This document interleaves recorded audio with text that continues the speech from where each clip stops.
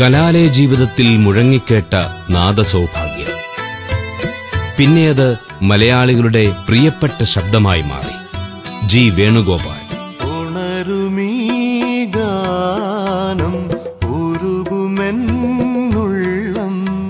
ആർദ്രമായ ദുഃഖങ്ങൾക്ക് ശ്രുതിമുറുകുമ്പോൾ, അനുരാഗത്തിന്റെ ജാലകങ്ങൾ മെല്ലെ തുറക്കുമ്പോൾ, കുരുന്ന് പ്രതിഭകളോട് സംവദിക്കുമ്പോൾ വേണുവിന്റെ അരികിൽ നാം എത്തുന്നു. താനേ പൂവിട്ട മോഹം മോകം വിതുമ്പും നേരം, ഒന്നാം രാഗം പാടി ഒന്നിനെ മാത്രം തേടി, കൈ നിറയെ വെണ്ണതരാ കവിളിലൊരുമ്മതരാ, കുഴലൂതും പൂങ്കന്നലെ മഴനൂൽ ചാർത്തിക്കൂടെ വരുമോ. ഈ സന്ധ്യ കൂടുതൽ ദീപ്തമാകുന്നു വേണുവിന്റെ നാദത്തിലൂടെ.